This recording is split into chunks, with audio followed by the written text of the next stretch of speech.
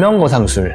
왜 똑같이 수술했는데 누군가는 10년 젊어지고 누군가는 금방 다시 늙어 보이는 걸까요? 그 이유는 놀랍게도 피부를 얼마나 당겼느냐가 아니에요. 의사들도 잘 모르는 안면거상술의 아주 중요한 진실을 오늘 꼭 알고 가십시오. 피디님은 안면거상술을 뭐라고 알고 계세요? 거상술이요? 거상술 뭐라고 생각하세요?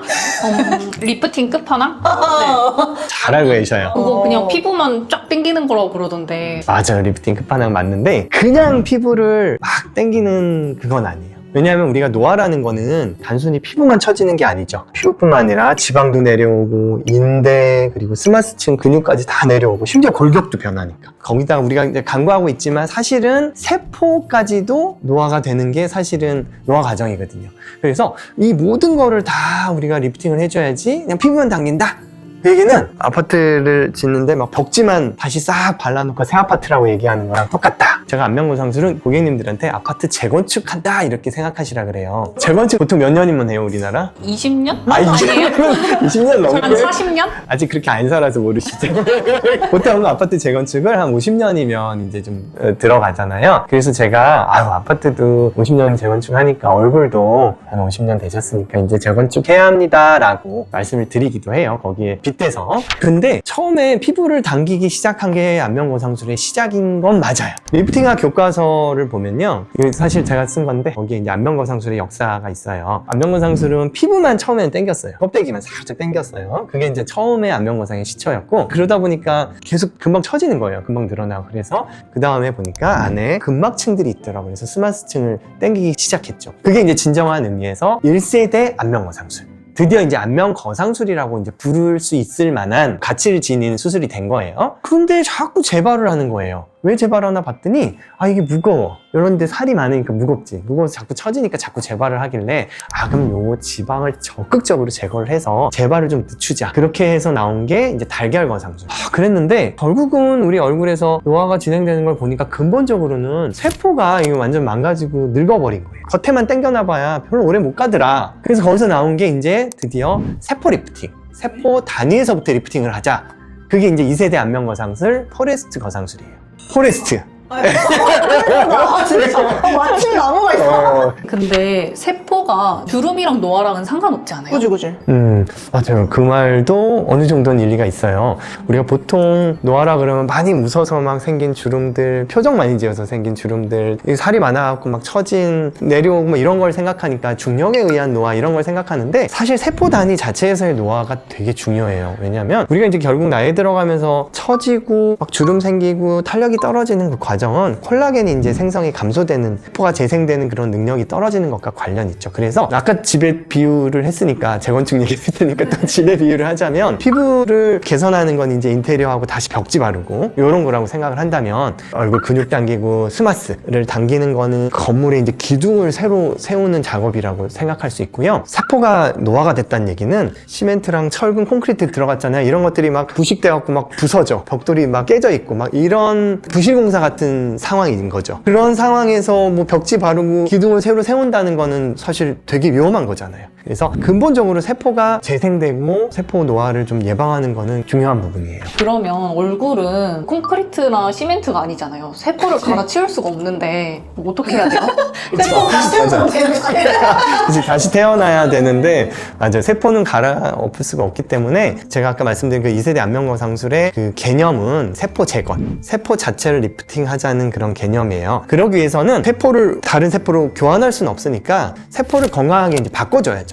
거상수술 전에 수술을 견뎌내고 빨리 회복하고 세포가 좋아질 수 있게 사전 작업을 먼저 해줘요. 세포 손상을 최소화하고 회복 과정을 촉진하기 위해서 줄기세포랑 성장인자를 먼저 주사를 해줍니다. 이제 수술 중에는 우리가 세포 손상을 최소화하기 위해서 전기소작기라 그래요. 흔히 이제 보비라고 하는데 수술할 때 지직 소리 나면서 막 연기 나는 거 있죠. 그걸 최소한으로 사용을 합니다. 피날 때만 살짝 사용하고 그리고 수술 중에 피부 콜라겐을 재생시키기 위해서 이제 시드 주사라는 걸 피부 밑에 해줄 거예요. 시드 주사가 뭐냐면 간단히 설명드리면 콜라겐의 재료가 되는 씨앗들과 성장인자를 피부 밑에 쫙 깔아서 뿌려주는 거예요. 세포가 재생되고 콜라겐이 재생될 수 있는 환경을 만들어준다고 생각하시면 돼요. 이제 수술하고 나서 또는 수술 전에 고압산소 시스템 안에서 우리가 치료를 좀 받을 건데 우리 몸에 좀비세포라는 게 있어요. 뭐냐면 무서워요. 좀비 이러면서 살아있는 것도 아니고 죽은 것도 아니고 그런 세포인데 노화세포예요. 일종의. 나는 기능을 못해요.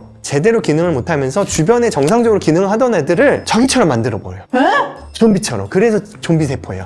그런 좀비세포를 이 고압산소 시스템을 통해서 이제 사멸하고 세포 재생을 돕고 또 수술 회복도 도와요. 이런 수술 전 몸 만들기, 수술 중에 콜라겐 재생, 수술 전후로 세포 재생과 좀비세포 사멸 이런 프로세스를 하는 게 세포 리프팅 2세대 안면 거상술이다 라고 보시면 돼요. 숲의 토양 자체가 건강해져야지 나무가 막 빨리 회복되고 숲이 막 무성하게 금방 회복할 거 아니에요. 그래서 포레스트 거상술은 토양 자체를 건강하게 바꿔주는 거라고 생각하시면 좋을 것 같아요. 거상술 그러면은 확 땡기는 것만 생각을 하는데 이런 근본적인 세포 자체의 재생이 들어가야지 더 근본적이고 오래 가니까 이렇게 하자는 거죠. 패러다임의 전환이라고 보시면 돼요. 조금 더 근본적인. 진짜 좋은 시술 같긴 한데 가족들도 해줄 거예요 이거?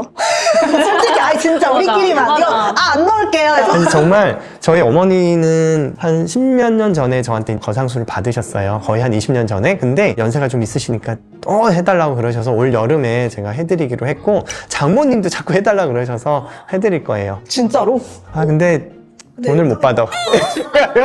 혹시 입양은 생각 없으세요? 첫째 딸로 아니 효도를 해야지. 딸들이 저도 할게요. 네, 저희 아빠 저 이거 할게요. 하는 거 봐서 제가 이제 리프팅 시술을 계속 하면서 참 한계를 많이 느꼈어요. 조금 더 근본적인 거를 생각하다 보면서 거상술에 대해서 관심 받고 그걸 이제 열심히 하게 됐고 그래서 이제 스마스를 막 당기고 어떻게 하면 많이 당기나 확실하게 당길까 이런 거를 연구를 하다가 그래도 또 재발하는 걸 보니까 이 무거운 지방들이 문제가 되더라 해서 이제 지방을 적극적으로 제거를 하기 시작했죠. 그게 이제 제가 예전에 했던 달걀 거상술. 근데 그래도 뭔가 아쉬웠어요. 그래서 어떻게 하면 세포 자체가 건강해질까 고민을 하다가 이렇게 이제 포레스트 거상술이라는 2세대 거상술이 이제 태어나게 된 것 같아요. 제가 했던 고민의 큰 중심은 임시 방편이 아닌 원인을 개선하고 지속 가능한 좀 근본적인 시술을 해야겠다라고 생각을 했던 거죠. 저희 고객분 중에서 이제 거상을 결심하고 오신 분의 말씀이 갑자기 생각이 나는데요. 그분이 진짜 인생을 막 희생하면서 정신없이 살아오셨죠. 아이들 공부시키고 결혼하고. 근데 이제 돌이켜보니까 내 삶이 절반 이상 지나갔는데 좀 허무하기도 하고 내 삶을 한번 리셋해보고 싶다라고 말씀을 하셨어요. 그래서 이 라인 만든 의사가 그 길을 함께 해드리겠다고 약속을 좀 드렸어요. 우리 시청자 여러분과도 제가 그 길을 함께 하겠습니다. 지금까지 라인 만든 의사 닥터건이었습니다. 감사합니다. 감사합니다. 저도 그 길 함께 할래요. 이리 와 같이 가자.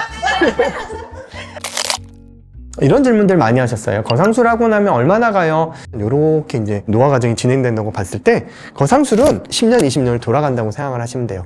다만 그 상태에서 다시 이제 노화는 진행이 되겠죠. 다만 우리가 이제 무거운 지방도 제거하고 또 거상술 단계에서 세포도 재생을 시키기 때문에 훨씬 노화의 속도는 훨씬 더 느려진다. 이렇게 생각하시면 될 것 같아요. 회복 과정을 궁금해들 하셔요. 먼저 한 열흘 정도 뒤에 이제 우리가 실밥을 뽑을 거예요. 보통 붓기는 광대 쪽이 좀 붓는데 요거는 한 3주, 2주 정도면 붓기는 거의 빠져서 라인은 나오기 시작해요. 많이 아픈지 되게 궁금해하세요. 근데 사실 아프진 않은데 이렇게 만지면 4살 같지가 않아요. 중간에 낫는 과정에서 좀 간지럽기도 하고 좀 당겨지는 느낌. 입도 처음엔 잘 안 벌어지고 근육을 확 당겨놨으니까 그런 불편감은 좀 있어요. 그리고 흉터 관심 많으시는데 흉터는 머리 속으로 들어가서 이렇게 귀 구멍을 따라 돌아갑니다. 귀 뒤로 이렇게 돌아가기 때문에 사실 처음에만 조금 보이지 나중에는 크게 걱정은 안 하셔도 되고요.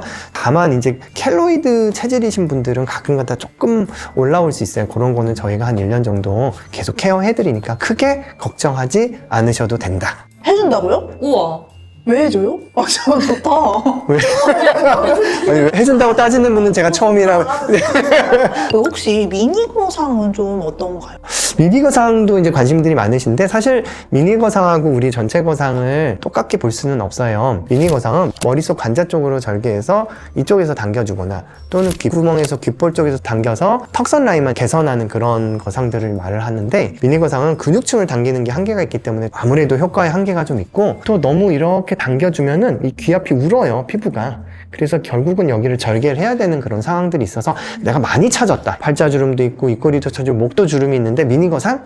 사실 별로 좋은 방법은 아니에요. 하지만 저 같은 경우에 내시경으로 아예 스마스를 당겨주기 때문에 미니거상도 적절한 상황에서는 굉장히 도움이 됩니다. 하지만 완전 전체 거상만큼의 효과를 기대하기는 어렵다. 그리고 이제 칼기를 걱정하시는 분들이 많아요. 칼기가 생기는 원인은 거상을 한다고 무조건 생기는 게 아니라 이렇게 당겨놨잖아요. 근데 이 피부에다가 이 귓볼을 이렇게 꼬매놓으면 이 피부가 내려가면서 귓볼이 같이 당겨져서 생기는 문제인데요. 피부에다가 이 귓볼을 꼬매주는 게 아니라 단단한 근막층에 우리가 걸어주기 때문에 칼기는 크게 걱정하지는 않으셔도 됩니다. 칼기가 생기는 분들도 교정을 간단하게 할 수 있는 방법들이 있으니까 크게 걱정하지는 않으셔도 돼요. 근데 원장님이 직접 수술해요? 아, 저기 너무 예민한 질문인가? 이거 되게 많이 물어보세요. 정말 많이 물어보시는데 저희 병원은 제가 처음부터 끝까지 다 수술을 하고 있고요. 그래서 다른 짧은 수술들은 모르지만 안면거상술은 사실 하루에 한 명만 수술하는 걸 원칙으로 하고 있습니다. 믿으셔도 됩니다. 대리 수술 이런 거 없어요.